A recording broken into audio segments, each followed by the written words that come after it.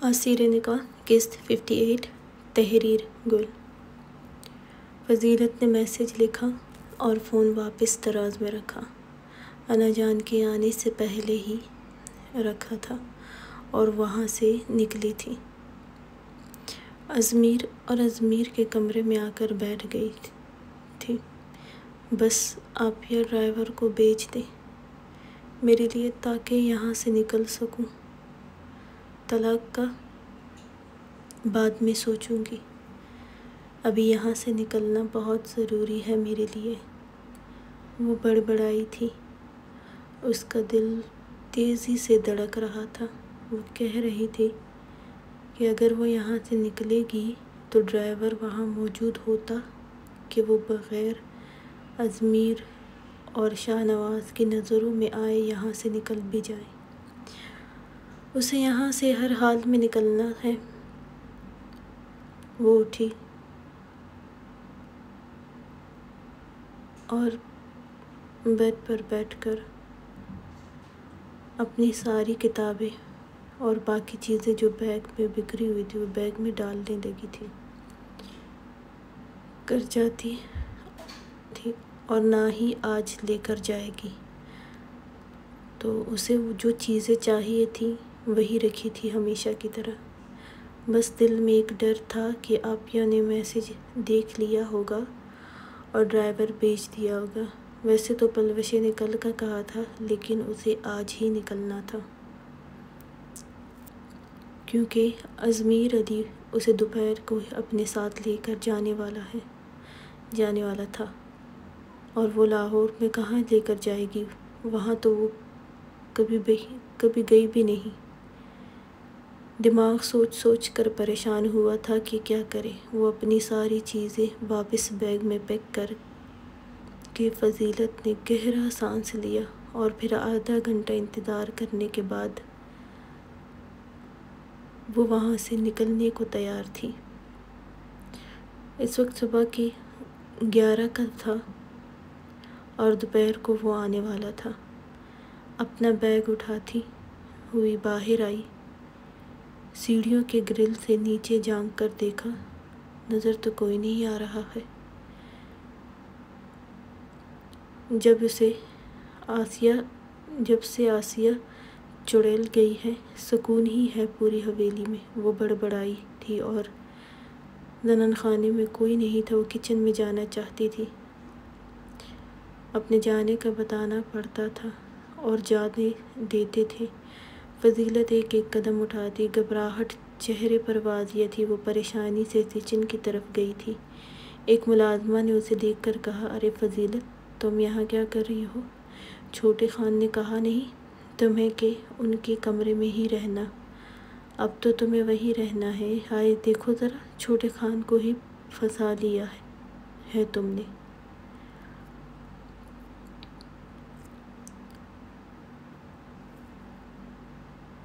فضیلت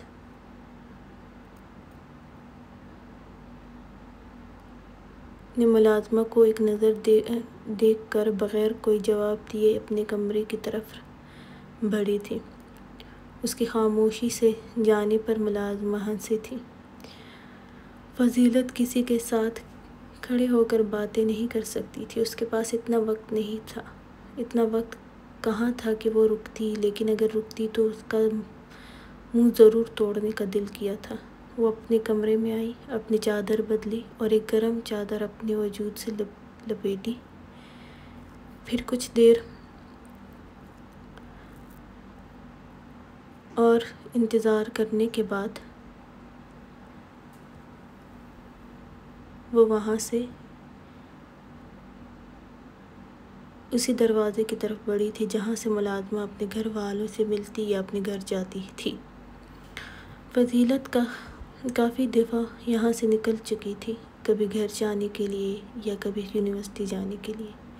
وہ نکلی تو گارڈز وہاں بھی آج کھڑے تھے۔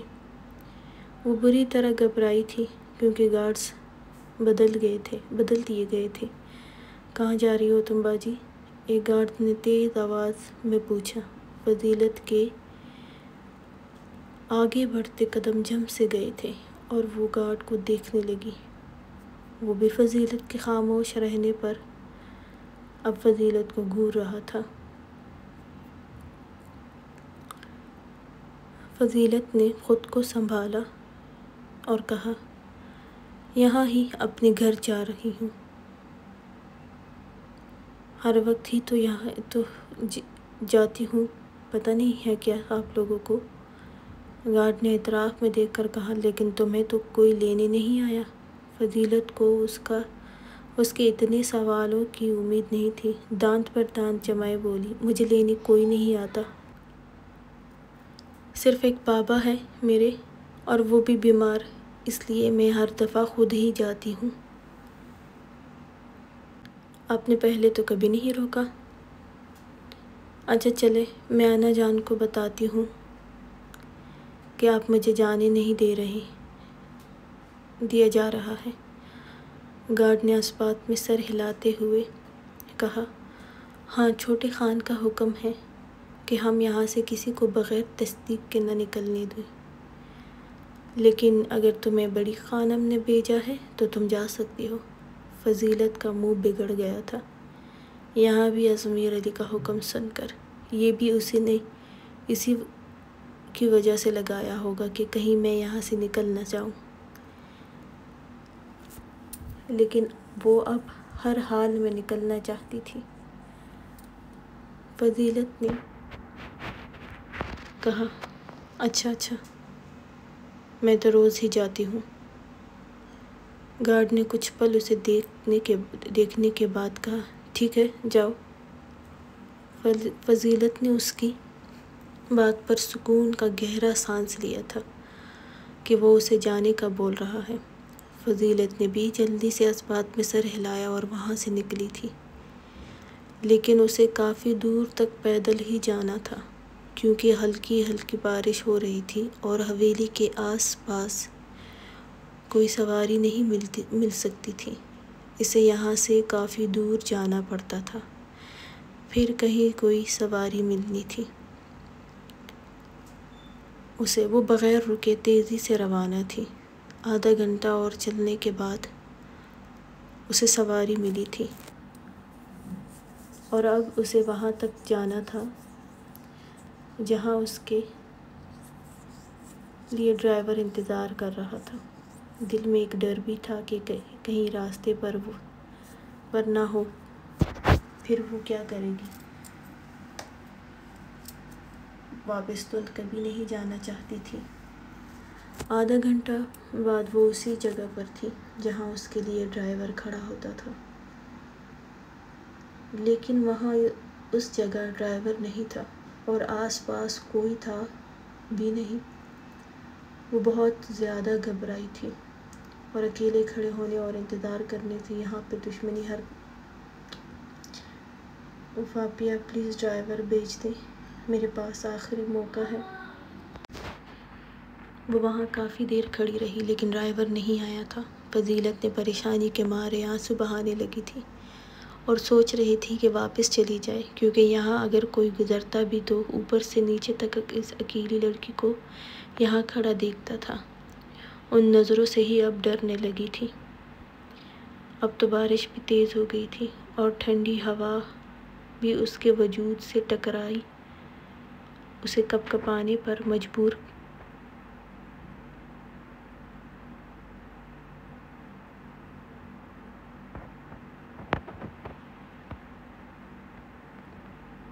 کر گئی تھی۔ وہ آنسو اپنی چادر میں جذب کرتی اب واپس جانے لگی تھی کہ جب اسے اپنی گاڑی بڑی تیزی سے آتی نظر آئی تھی۔ فضیلت کی جان میں جان آئی، شکر اللہ۔ گاڑی فضیلت کے پاس کھڑی ہوئی تھی، وہ بیٹھی۔ معذرت چاہتا ہوں چھوٹی بی بی، آنے میں دیر ہو گئی۔ فضیلت نے اپنی وہ چادر ابھی نہیں ہٹائی تھی، وہ فلائٹ میں ہٹانے کا سوچ رہی تھی۔ کوئی بات نہیں، بس اب جتنی جلدی ہو پشاور چلو۔ جی، وہ اس بات میں سر ہلا گیا اور تیزی سے گاڑی آگے بڑھا رہی تھی۔ کشمالہ کی آنکھ کھلی تو وہ کسی کی سخت گرفت میں تھی۔ اس نے تھوڑا ساتھ سر اس کی گردن سے نکال کر دیکھا۔ شاہنواز خانزادہ سو رہا تھا اور سوتے میں ہی اسے کمر سے سختی سے جکڑ رکھا تھا۔ وہ اس کے پورے سخت سینے پر تھی۔ وہ اتنی تھک گئی تھی کہ وہ ویسے ہی سوئی رہی جیسے وہ سلا چکا تھا۔ اس کو پھر رات گزرنے کا ایک ایک منظر اس کی غربت میں گزرنے والا یاد آیا۔ کشمالہ نے شرما کر مسکراتے ہوئے اس کی گردن سے چہرہ ہٹا کر وہاں سے بہت آہستہ سے اٹھنے لگی تھی، لیکن اس کی گرفت اس قدر سخت تھی کہ وہ ہل بھی نہیں سکی تھی۔ کشمالہ نے ناراضگی سے اس کے چہرے کو دیکھا تھا۔ انابی لب سختی سے ایک دوسرے میں پیوست تھے۔ سرخ سفید چہرے پر سختی تھی، ہمیشہ کی طرح۔ کشمالہ اس کو جگانا نہیں چاہتی تھی اور اٹھنا بھی چاہتی تھی۔ سوتے ہوئے بھی اتنی ہی سختی ہے ہاتھوں میں، وہ سوچ کر رہ گئی۔ لیکن اس کی گرفت کو دیکھ کر لگتا تھا ایسے تو کبھی نہیں ہو سکتا تھا کہ اس کو جگائے بنا ہی وہ اٹھے۔ دوسرا، وہ اس حالت میں تھی کہ اس کے سامنے تو بالکل نہیں اٹھ سکتی تھی، اور شاہنواز خانزادہ کو بغیر پتہ چلے اس کے قریب سے اٹھنا یہ شاید ممکن نہیں ہو سکتا تھا۔ وہ اس کے ہاتھ اپنی کمر سے ہٹانے کی کوشش کرنے لگی، لیکن نہیں ہل سکی۔ اس کو زیادہ زور وہ لگانا نہیں چاہتی تھی کہ کہیں وہ جاگ نہ جائے۔ اس نے پھر اس کے کندھے پر ہاتھ رکھے اس کے سینے سے ہٹنے کی کوشش کی، لیکن وہ اور بھی گرفت سخت کر چکا تھا۔ کشمالہ نے بے اختیار اس کے چہرے کو دیکھا تھا۔ جاگ گیا تھا شاید، اس لیے ہی اس کی کمر پر گرفت سخت کی تھی، لیکن آنکھیں تو بند ہیں۔ کشمالہ نے سوچا شاہنواز خانزادہ جاگ گیا تھا، لیکن اب بھی سوتا بنا۔ اس کی کمر پر گرفت سخت کر کے وہ سوتا بنا تھا۔ کشمالہ نے تھک کر واپس اس کے سینے پر گری تھی۔ وہ سمجھ گئی تھی کہ وہ جاگ رہا ہے اور اب اسے تنگ کر رہا ہے۔ اس نے اب تو اس طرح ہلنے کا سوال ہی نہیں تھا۔ وہ تو اس کو اس لیے جگانا نہیں چاہتی تھی۔ کشمالہ کا واپس اس کے سینے پر زور سے سر رکھنے پر بڑبڑائی، اتنا سخت وجود ہے، جتنا بھی زور لگاؤ کوئی فرق نہیں پڑتا ان کو۔ شاہنواز خانزادہ نے ہاتھ اس کی برہنہ کمر پر پھیرتے ہوئے کہا، تمہیں زور لگانے کی کیا ضرورت ہے میری جان؟ سب کچھ کرنے کے لیے میں ہوں نا، چاہے زور لگانا ہو یا پھر اپنی خوبصورت نازک بیوی کو رات بھر پیار کرنا ہو، سب میں کروں گا۔ اس لیے تمہیں پریشان ہونے کی ضرورت نہیں ہے، تم مجھے سہ لو، یہی بہت بڑی بات ہے۔ وہ بھاری آواز میں بولا۔ اس کے بولنے پر کشمالہ چپ سی ہوئی۔ کشمالہ نے اس کی گردن سے چہرہ نکال کر دونوں ہاتھ اس کے سینے پر رکھے اور زور دے کر اٹھنے لگی، لیکن وہ نہیں چھوڑ رہا تھا۔ اس کی گرفت ویسے ہی سخت تھی۔ مجھے اٹھنا ہے، وہ آہستہ سے بولی۔ شاہنواز خانزادہ نے اس کے بکھرے بالوں میں انگلیاں الجھاتے ہوئے اس کا چہرہ اپنے چہرے کے قریب کیا۔ اتنے گھنٹوں سے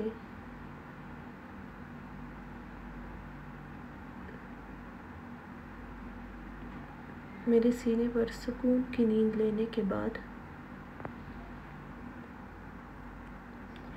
اتنی آرام سے اٹھنا چاہتی ہوں؟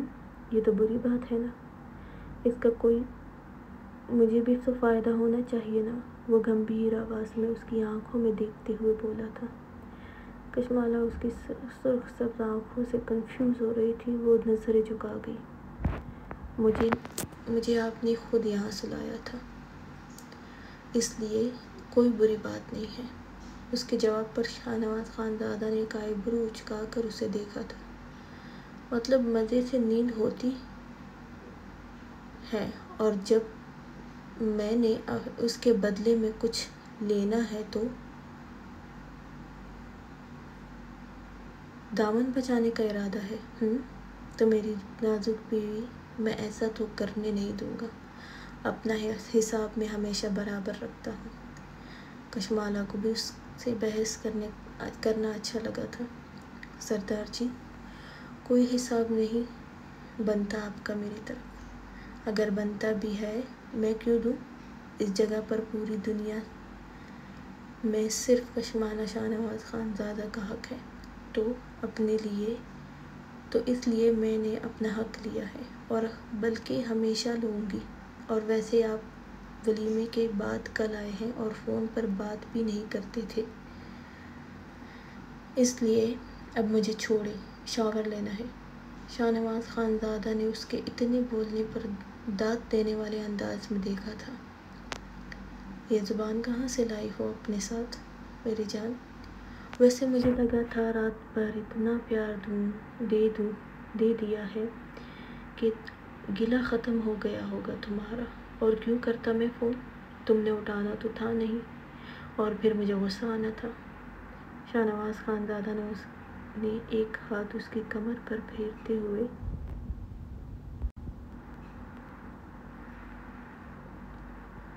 کہا، آپ پوچھیں نا کہ کیوں فون نہیں اٹھا رہی تھی، کشمالہ نے کہا اور ایک نظر اٹھا کر اسے دیکھا۔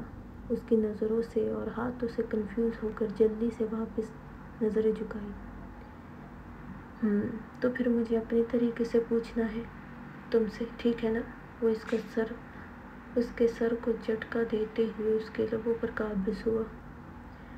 کشمالہ اس کے کندھوں پر ہاتھ رکھ اسے دور کرنے لگی۔ وہ زور زور سے اس کے نازک سرخ لبوں کو اپنے نم لبوں میں کھینچتے ہوئے جکڑا تھا۔ وہ مزاحمت کرنے لگی ہاتھوں سے۔ شاہنواز خانزادہ نے اس کی مزاحمت پر اس کے لبوں پر شدت بڑھائی، بڑی شدت سے اس کے لبوں کو چومنے لگا۔ کشمالہ نے تڑپتے ہوئے اس کے کندھوں پر ناخن گاڑے۔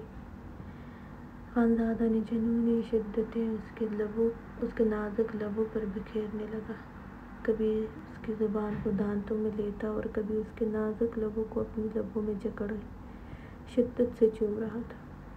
کشمالہ کو اپنی لبوں پر بے حد جلن محسوس ہوئی تھی۔ وہ اس کی سانسوں کو اپنے اندر اتار رہا تھا۔ وہ تڑپتے ہوئے اس کے کندھے پر ہاتھ برسانے لگی، لیکن وہ کچھ بھی نہیں سن رہا تھا۔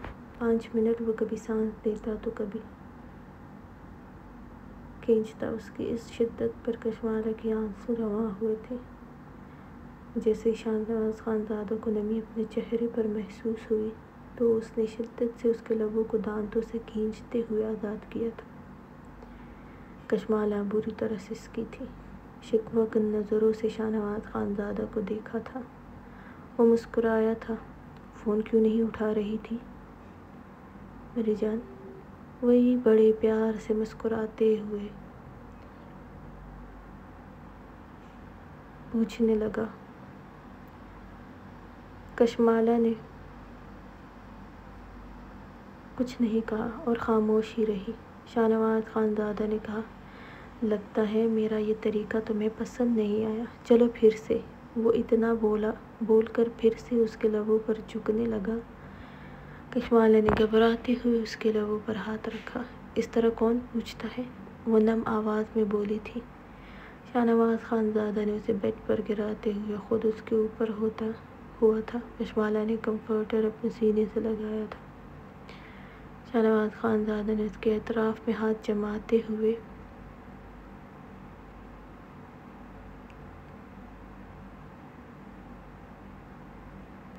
اسے دیکھا۔ اس طرح میں پوچھتا ہوں، خاص کر تم سے پوچھنے کا میرا یہ طریقہ ہے۔ کشمالہ کو اپنی لبوں پر اب بھی جلن محسوس ہوئی تھی۔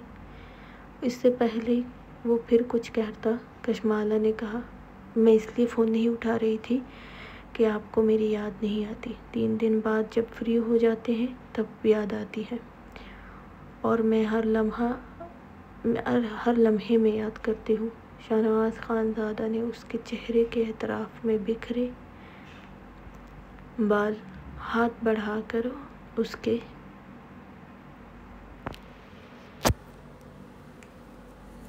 چہرے سے ہٹاتے ہوئے کہا، دیکھو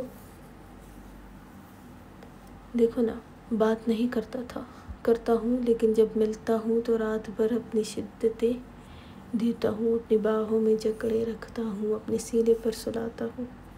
کیا کبھی ایسا کسی کے ساتھ کر سکتا ہوں؟ وہ اس کے چہرے پر انگلی ٹریس کرتے ہوئے گمبھیر آواز میں بولا تھا۔ کشمالہ اس کی مسکراتی نظروں سے کنفیوز ہوتی بولی، آپ کر کے دکھائیں کسی سے، مار ڈالوں گی میں آپ کو۔ مت دے شدتیں، لیکن مجھے آپ کے پاس ہی رہنا ہے۔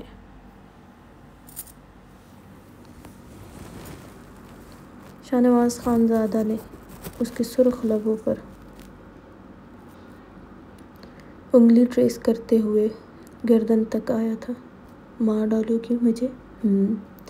تم مجھے پتہ ہے کیسے کیسے مار چکی ہو، اپنی بے وقوف باتوں، اپنی اس گندن سراپے سے، تو تمہیں کوئی محنت کرنے کی ضرورت نہیں ہے۔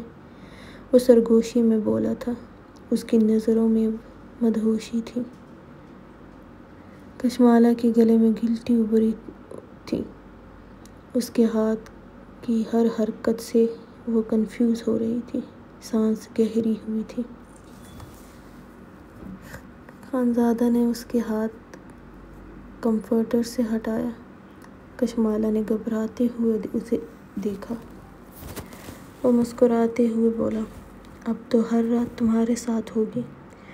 دن میں جتنے کام بھی کروں گا، کہیں بھی جاؤں گا، تو رات کو واپس تمہارے پاس آؤں گا، ٹھیک ہے؟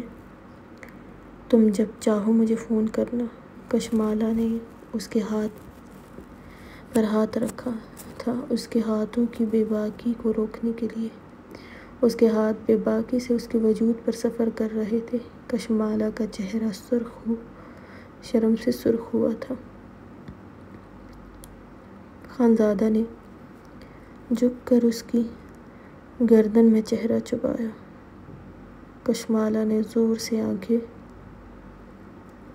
بند کی۔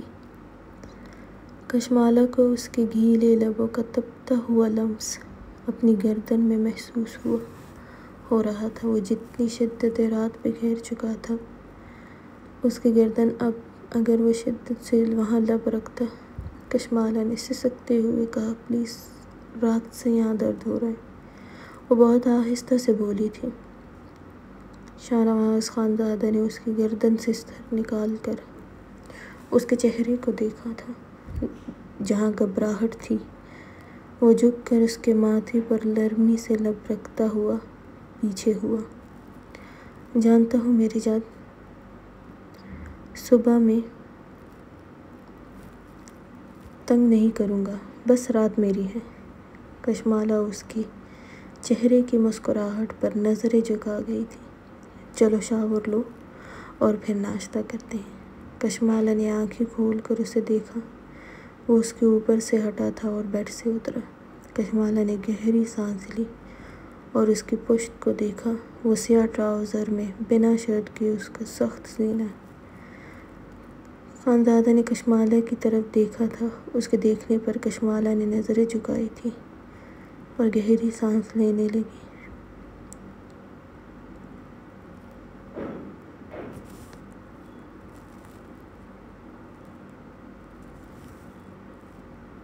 شاہنواز خانزادہ نے مسکراتے ہوئے بالوں میں ہاتھ پھیرا جو بکھرے تھے۔ شاہنواز نے کشمالہ کو یوں نظریں چرانے پر مسکراتے ہوئے کہا، مجھے جتنا مرضی ہو تم دیکھنا چاہتی ہو، دیکھا کرو، کیونکہ تمہارا ہی ہوں۔ نظریں کیوں چراتی ہو اپنی چیزوں سے؟ کون نظریں چراتے ہیں؟ مجھے میں تو کبھی بھی نہیں چرا سکتا ہوں، ابھی بھی نہیں چرا رہا ہوں۔ اس کی باتوں پر کشمالہ کے لبوں پر مدھم سی مسکراہٹ آئی تھی، اپنی چوری پکڑ جانے پر۔ چلو جاؤ اور شاور لو، ورنہ پھر مجھے تمہیں چھوڑنے کا دل نہیں کر رہا۔ کشمالہ جلدی سے بیٹھی تھی، وہ اپنا فون چیک کرتے ہوئے وہاں سے بالکنی کی طرف گیا تھا، شاید کسی سے فون پر بات کر رہا تھا۔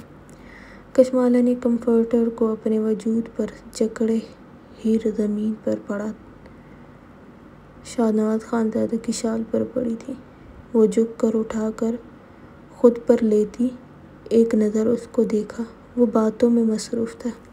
کشمالہ واش روم کی طرف بڑھی تھی۔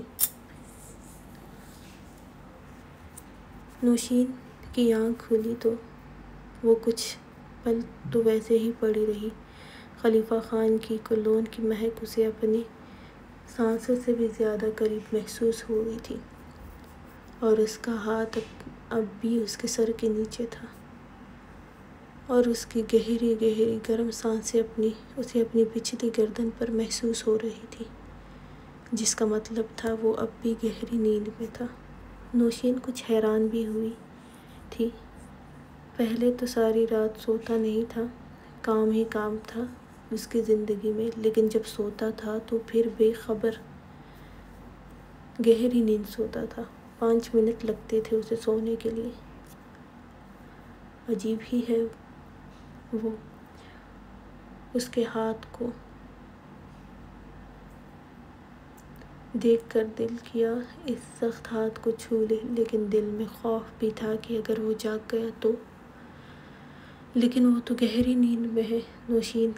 نوشین اس کے ہاتھ پر آہستہ سے ہاتھ رکھا تھا، جیسے وہ چھو رہی تھی۔ اس کے خود سے اسے چھونے پر اس کا دل تیزی سے دھڑکا تھا۔ اس کے گرم ہاتھ میں اپنا ہاتھ پتہ نہیں کیوں بہت اچھا لگا تھا۔ اس کی ید کھلی سرخ گرم کلائی جسے وہ بار بار چھو رہی تھی، اسے کبھی کسی مرد کی محبت نہیں ملی تھی۔ باپ نے کبھی پیار نہیں کیا تھا، وہ اپنے بچوں میں مصروف رہتا تھا۔ اس کی خواہش ہوتی بھی، لیکن وہ نہیں کرتا تھا۔ نوشین 5 سال کی تھی تو اس کی ماں کسی بیماری کی وجہ سے اس جہاں سے رخصت ہوئی تھی۔ وہ دوسروں کے ہاتھوں میں تھی۔ اس نے بہت چاہا اس کا باپ اسے اپنے ساتھ لے جائے، وہ نہیں لے کر گیا۔ جب گھر میں چاچوؤں کی بیوی نے بھی سنبھالنے سے انکار کیا تو میر علی وہاں گئے تھے۔ نوشین کو تپتے بخار میں دیکھ کر اپنے ساتھ اپنی حویلی لے آئے۔ تب بھی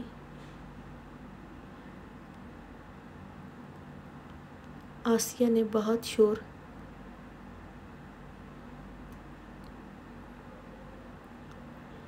کیا تھا کہ کیوں لے کر آئے ہیں، لیکن انا جان نے بھی نوشین کی خراب صحت دیکھ کر اسے واپس جانے نہیں دیا، اور نہ ہی کوئی اس بچی کو لینے آیا تھا۔ بس پھر تب سے ہی نوشین وہیں حویلی میں ہوتی تھی۔ باپ مہینوں میں کبھی بات کر لیتا تھا، لیکن نوشین کو وہاں انا جان سے ہی پیار ملا تھا، ویسے ہی جیسے حیا سے وہ کرتی تھی۔ آسیہ سے تو نوشین کو بھی مار پڑتی تھی، عالم بھی تنگ کرتا تھا، لیکن نوشین حیا کی طرح عالم یا آسیہ کی باتوں پر خاموش نہیں ہوتی تھی۔ وہ شور مچا دیتی تھی، اور اس وجہ سے وہ عالم کی بری نظروں سے بچی تھی۔ پھر سالوں بعد اس کے باپ نے کہیں نوشین کو اپنے پاس بلایا تھا۔ وہ بہت خوش تھی۔ وہاں اسے معلوم ہوا کہ اس کے باپ کی وہاں بیوی ہے اور بچے بھی ہیں جو نوشین سے چھوٹے تھے، لیکن پھر بھی نوشین وہاں خوش تھی، اپنے باپ کے گھر پر تھی، اس لیے وہ واپس نہیں آنا چاہتی تھی۔ لیکن یہاں آسیہ نے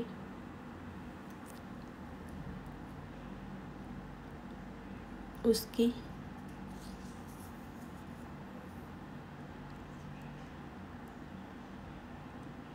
منگنی شاہ نواز سے کر دی تھی۔ نوشین کو شاہ نواز خان زیادہ پسند نہیں تھا، ہر وقت غصہ کرتا، ڈانٹتا رہتا، لیکن وہ یہاں بھی بے بس ہوئی تھی۔ باپ نے بھی بلایا تو تھا، لیکن کبھی پیار سے اپنے قریب نہیں کیا تھا، بس صبح ناشتے اور رات کے کھانے پر ہی ملتے تھے۔ بس نوشین کی دوسری ماں کو نوشین کے وجود سے کوئی سروکار نہیں تھا، وہ بھی باپ کی طرح صبح جاتی، رات کو واپس آتی، بچوں کو ملازم رکھ کر دیے تھے۔ ہاں، اس کا باپ اور ماں اسے اپنے ساتھ فنکشنز میں یا پارٹیز میں ضرور لے کر جاتے تھے۔ وہاں نوشین کو اکثر دیکھ کر سب بہت تعریف کرتے تھے۔ نوشین بہت خوبصورت تھی، اس لیے نوشین کی آنکھوں سے ایک آنسو نکلا تھا۔ اپنا نازک سا ہاتھ اس کے بڑے سے ہاتھ میں رکھا، دیکھ کر برا نہیں لگا تھا اسے۔ پہلی دفعہ اسے احساس ہوا کہ یہ مرد شاید اس کا ہے۔ نوشین نے جلدی سے اپنی آنکھیں صاف کی اور اس کے قریب سے ہٹنے لگی، لیکن اس کا دوسرا ہاتھ تو اس کی کمر میں تھا۔ نوشین آہستہ سے سیدھی ہوئی تھی اور نظر سیدھی اس پر گئی تھی جو سوتے ہوئے ہی پرسکون لگ رہا تھا۔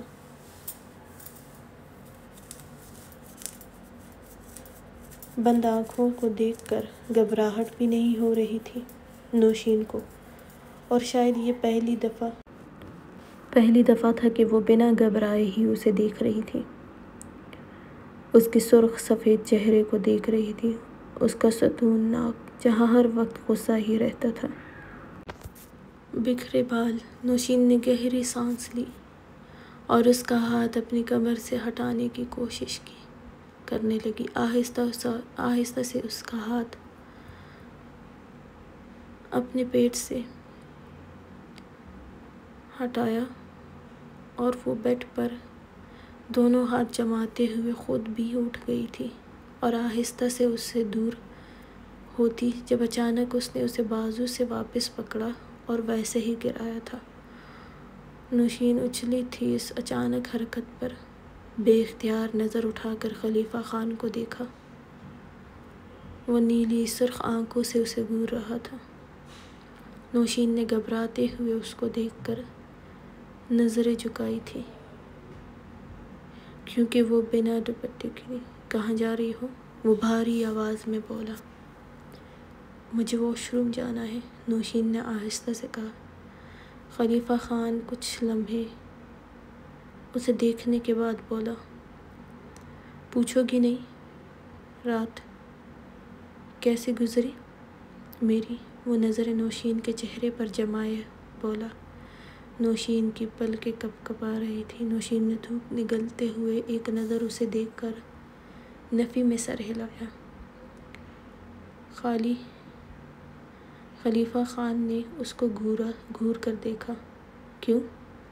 نوشین نے کچھ لمحے بعد کہا، مجھے پتہ ہے اچھا نہیں گزرا ہوگا، میری وجہ سے آپ تنگ بھی ہوئے ہوں گے، وہ آہستہ سے بولی تھی اور تھوڑا سا اٹھی تھی جانے کے لیے۔ خلیفہ خان نے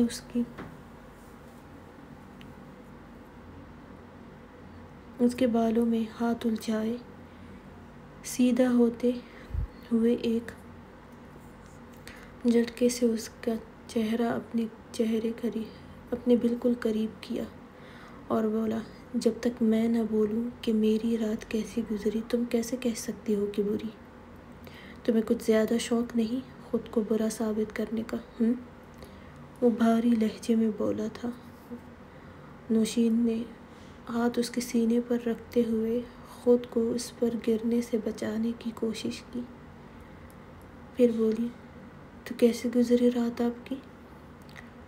خلیفہ خان نے کچھ لمحے اس کے چہرے کو دیکھا اور اس کی لرزتی پلکوں کو پھر سے اسے چھوڑا۔ جاؤ۔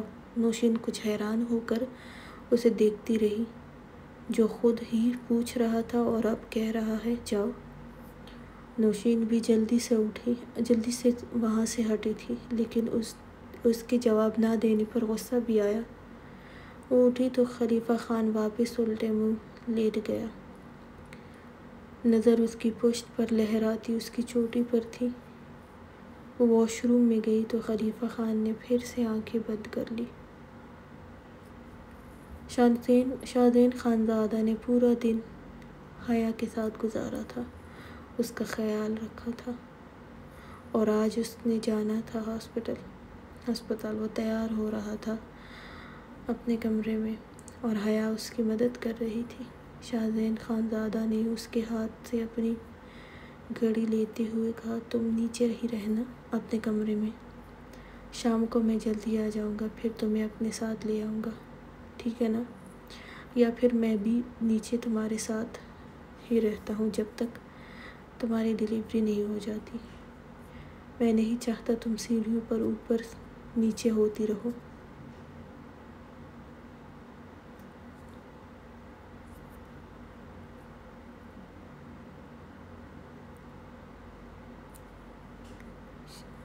شادین خانزادہ کی باتیں سن کر حسبات میں سر ہلا رہی تھی۔ شادین خانزادہ تیار ہوا تو حیا کا ہاتھ پکڑ کر نیچے کی طرف بڑھا تھا۔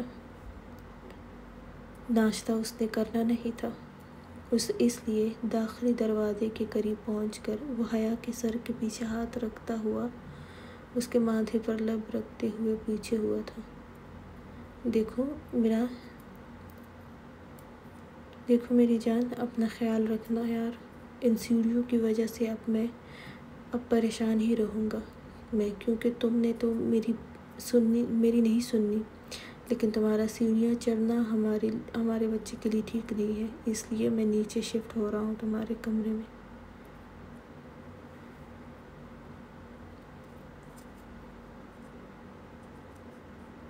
حیا مسکرائی تھی، مسکراتے ہوئے کہا، آپ ویسے ہی اتنا پریشان ہو رہے ہیں، میں اوپر نہیں جاؤں گی۔ شادین جھک کر اس کے گال پر بھی لب رکھے تھے۔ آج اگر ضروری نہیں جانا ہوتا تو نہیں جاتا، لیکن اپنا فون اپنے پاس رکھنا، میں فون کروں گا۔ حیا اس کی اتنی فکر مندی پر بے حد خوش تھی، مسکراتے ہوئے بولی، ٹھیک ہے۔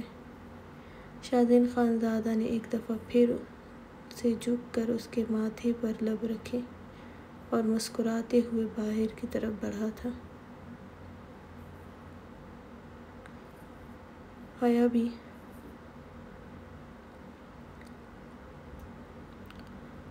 مسکراتی ہوئی پلٹی تھی۔ سامنے ہی میر علی اور آغا جان کھڑے تھے، وہ شاید مردان خانے جانے والے تھے۔ حیا نے دونوں کو سلام کیا اور وہاں سے جانے لگی۔ السلام علیکم، کیسے ہیں سب؟ اب میں کچھ فضیلت کے بارے میں بھی بتاؤں گی اور باقی بھی سب کے سینز دوں گی۔ ایپیسوڈ کیسے لگی ضرور بتائیے گا، لائک اور شیئر بھی ضرور کریں۔ اللہ حافظ۔